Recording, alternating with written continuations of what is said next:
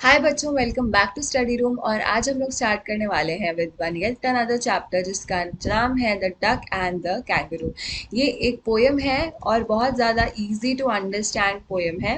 So without any further ado let's get into the video. तो जैसा कि मैं हमेशा बोलती हूँ, किसी भी कहानी या पोयम को पढ़ने से पहले अगर उसके लेखक के बारे में या उसके पोएट के बारे में जान लेना अच्छा होता है। एज लिटरेचर स्टूडेंट्स आपको ये चीज़ हमेशा ध्यान रखनी चाहिए। तो एडवर्ड लियर एक अंग्रेजी कलाकार, चित्रकार, संगीतकार, लेखक और कवि थे जो अब कविता और गद्य में अपनी साहित्यिक अर्थहीन मतलब नॉनसेंस और विशेष रूप से उनके लिमरिक्स के लिए जाने जाते थे। एक ऐसा रूप जिसे उन्होंने लोकप्रिय बनाया। तो ये एक ऐसे राइटर थे जिन्होंने अपनी एक कला को प्रचलित किया था। अब आ जाते हैं फटाफट से कविता की थीम के बारे में बात करते हुए।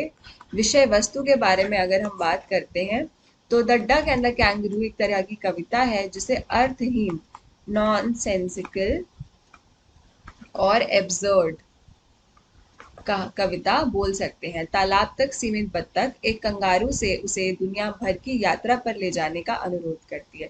तो जो एक डक है वो कंगारू को बोलती है कि उसको दुनिया भर की सैर करनी है, उसको दुनिया भर में घूमने का बहुत ज़्यादा शौक है और वो कंगारू की पीठ पर बैठकर ये कार्य करना चाहती है। The duck and the kangaroo. अब विदाउट एनी फर्दर अडू हम लोग इस कविता को पढ़ना स्टार्ट करते हैं। पहले मैं रीड करूंगी from first to last line, उसके बाद मैं एक एक करके हर लाइन को एक्सप्लेन करूंगी। Okay. Said the duck to the kangaroo, good gracious how you hop over the fields and the water too, as if you never would stop. My life is a bore in this nasty pond, and I long to go out in the world beyond. I wish I could hop like you, said the duck to the kangaroo. तो said the good duck to the kangaroo. तो duck किसको कह रही है? kangaroo को address करते हुए, उसको संबोधित करते हुए क्या बोल रही है कि गुड ग्रेशियस, जैसे बोलते हैं ना, ओ गुड मॉर्निंग, गुड ग्रेशियस, ओ प्रिय, तो ऐसे बोले गुड ग्रेशियस, वाओ तुम कैसे चलते हो, हाउ यू हॉप। तो जैसे कि कूद कूद के जो चलना होता है ना, कंगारू को कभी चलते रहते का ऐसे ऐसे करके चलता है वो, तो this is called hopping. Over the fields and water too, तो तुम कहाँ कहाँ चलते हो? फील्ड्स में चलते हो मतलब खेतों में चलते हो, पानी के ऊपर भी तुम हॉप करते हो। As if you would never stop, और ऐसे चलते हो जैसे कि तुम कभी रुकोगे ही नहीं। My life is a bore in this nasty pond, वो कहते हैं कि मेरी तो जिंदगी बहुत ज्यादा बेकार है, बोरिंग है। इस नास्टी इज समथिंग बैड, ठीक है, बुरी चीज को नास्टी बोलते हैं, बुरा। मेरी तो जिंदगी बेकार हो रही है, बर्बाद हो रही है इस बेकार से तालाब में। And I long to go out in the world beyond, और मुझे कहाँ है, मुझे लॉन्ग, मुझे बहुत ज्यादा मन करता है कि मैं बाहर की दुनिया को जाके देखूं कि दुनिया कैसी होती है। I wish I could hop like you, मैं आशा करती हूँ कि काश मैं तुम्हारी तरह चल पाती। Said the duck to the kangaroo, कौन कहती है? डक कहती है, कंगारू को कहती है। अब इस पे कंगारू क्या बोलता है डक को? प्लीज, तो अब डक आगे बोल रही है उसको, please give me a ride on your back. वो कहती है मुझे प्लीज तुम अपनी यहाँ पे मुझे अपनी पीठ पे बिठा लो और मुझे एक सवारी करवा दो। कहाँ पे लेके जाओ मुझे? दुनिया में घुमाने के लिए मुझे लेके जाओ। Said the duck to the kangaroo, I would sit quite still and say nothing but quack. वो कहती है कि मैं कुछ भी नहीं बोलूंगी, मैं आराम से बैठूंगी और क्या करूंगी? मैं क्वैक करूंगी। मैं क्वैक, आपको पता है डक्स जो है वो कौन सी आवाज निकालती है? क्वैक की आवाज निकालती है, ठीक है।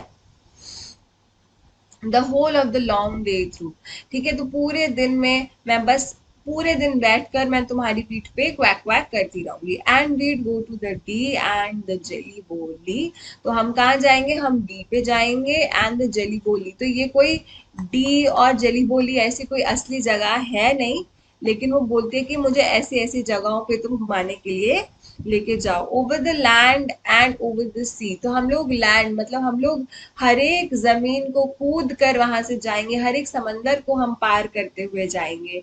Please take me a ride, please मुझे घुमाने ले जाओ। ओ डू, प्लीज मुझे घुमाने के लिए लेके जाओ। Said the duck to the kangaroo, kangaroo को किसने कहा? डक ने कहा, ठीक है। Said the duck to the kangaroo. अब कंगारू क्या रिप्लाई करेगा डक को? कंगारू भी कुछ रिप्लाई करेगा डक को, जाहिर सी बात है। तो वो कहता है this requires some little reflection. वो कहता है कि इसमें मुझे थोड़ा सा समय लगेगा, मुझे सोचना पड़ेगा। Perhaps on the whole it might bring me luck. हो सकता है कि मैं तुम्हें घुमाने लेके जाऊं तो इसमें मेरा फायदा हो। And there seems but one objection. मुझे कोई आपत्ति मुझे ज्यादा तो नहीं, लेकिन एक ही चीज की मुझे आपत्ति है, which is if you will let me speak so bold, your feet are unpleasantly wet and cold. तो वो कहते हैं कि मैं अब तुम्हें ज्यादा घुमा फिरा के नहीं, सीधे सीधे बता देता हूँ, your feet are unpleasantly wet, मतलब तुम्हारे जो पैर हैं वो गीले हैं और ठंडे भी हैं। आपने देखा है डक के पैर ऐसे होते हैं, इस टाइप के उसके पैर होते हैं, वेब की शेप के होते हैं। And would probably give me rheumatism said the kangaroo. वो कहते हैं कि मुझे तो, कहता है मुझे तो चक्कर आ जाएगा, मैं तो बहुत ज्यादा ठंड के मारे, तुम्हारे पैर मुझ पे जब चढ़ेंगे तो मैं बहुत ठंड लगेगी मुझे, इसीलिए मेरे को थोड़ी सी तुम्हारे पैरों से आपत्ति है। अब डक क्या बोलती है, said the duck as I sat on the rocks, जब मैं चट्टानों पर बैठी हुई थी, I have thought over that completely, तो मैंने इस चीज के बारे में जो तुम बोल रहे हो ना कि तुम्हें मेरे पैरों से प्रॉब्लम हो सकती है, उसके बारे में मैंने सोचा। And I bought 4 pairs of worsted socks. Worsted socks क्या होते हैं, एक तरीके की ऊन होती है, ठीक है, और उसके बने हुए उसने क्या किया, मोजे, कहते हैं मैंने मोजे ले लिए थे, which fit my web feet neatly. तो वेब की तरीके के, वेब क्या होता है, जाले की तरीके के, इस तरीके के कि डक के जो पैर होते हैं वो इसी तरीके के होते हैं। तो कहती है मेरे वेब फीट पे वो आराम से उनको कवर कर लेंगे। And to keep out the cold I have bought a cloak. तो वो कहती है क्लॉक क्या होता है बच्चों, चोला, जो पूरा ओढ़ लेते हैं यहाँ से, इस तरीके का होता है, ऐसे करके इंसान को पूरा ढक लेता है। अगर ये इंसान है तो ये चोला जो होता है ये इस तरीके से कवर कर लेता है इंसान को। हैरी पॉटर में भी देखा होगा आपने, हैरी पॉटर क्लोक पहनता है इनविजिबिलिटी का, तो वो बेसिकली ऊपर से नीचे तक इंसान को पूरी तरीके से ढक लेता है, उससे क्या होता है, ठंड नहीं लगती। And every day a cigar I will smoke. Cigar क्या होता है, बड़ा सा जो स्मोक करते हैं लोग ताकि उससे ठंड ना लगे। And to follow my own dear true love of a kangaroo. तो वो कहती है, फिर वो सेम लाइन यहाँ पे रिपीट हो जाती है, तो मैंने सारी तैयारी कर ली है, तुम चिंता मत करो, मैं सॉक्स लेके आ गई हूँ, मैंने क्लोक ले लिया है, और अब तुमको बिल्कुल भी परेशानी नहीं होगी, कुछ भी करने के लिए तुम्हें ठंड भी नहीं लगेगी। Said the kangaroo I am ready all in the moonlight pale, but to balance me well, dear duck, sit steady। तो वो कहता है कि मैंने सब कुछ तैयारी कर ली है, all in the moonlight pale, I have made all the arrangements। तो वो मैंने चांद की रात में बैठने के लिए, पीली जो चांद की रात होगी उसमें मैं बैठूंगी। But to balance me well dear duck sit steady, और तुम बहुत आराम से बैठना, and quite at the end of my tail. तो कहाँ पे बैठना, तुम मेरे पूंछ के एंड वाले भाग पे ही तुम बैठना। So away they went with a hop and a bound and they hop the whole world 3 times round. तो उन्होंने क्या किया, वो पूरे, they hop the whole world 3 times round, तो उन्होंने पूरी दुनिया को 3 बार घूमा। तो वो मान गया कंगारू, और उसने उसे किसको, डक को अपनी पीठ पर बिठा लिया, और उन लोगों ने पूरी दुनिया के 3 चक्कर काटे,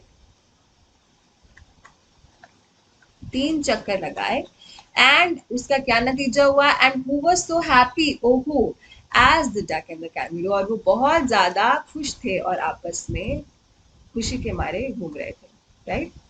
तो बतख कंगारू की कूदने की क्षमता की प्रशंसा करती है और ईर्ष्या करती है कि काश वो तालाब में ना फंसता। वो कंगारू से उसकी पीठ पर सवारी करने का अनुरोध करता है। कंगारू बतख को समझाता है कि उसे बतख के प्रस्ताव पर विचार करने की आवश्यकता होगी, क्योंकि वो बतख के पैर ठंडे और गीले उसको लगते हैं, जो उसको रूमतीज या शरीर में दर्द दे सकता है। तो वो कहते हैं कि उसको शरीर में दिक्कत का आभास उससे हो सकता है, उसको परेशानी हो सकती है। तो डक क्या कहता है उसको, कि कंगारू बतख के अनुरोध के लिए सहमत हो जाता है, और फिर वो एक दूसरे के साथ इधर उधर घूमने के लिए चले जाते हैं। So this was the poem. बहुत इजी पोयम है, आई होप आप लोगों को बहुत इजीली समझ में आ गई होगी। कोई डाउट होगा तो उसको कमेंट्स करके जरूर बताना। अगली वीडियो में हम इसी चैप्टर का एक क्विक रिवीजन करेंगे, उसके बाद हम मिलेंगे एक नए चैप्टर के साथ। तब तक के लिए पढ़ते रहिए and I will see you next time. Bye.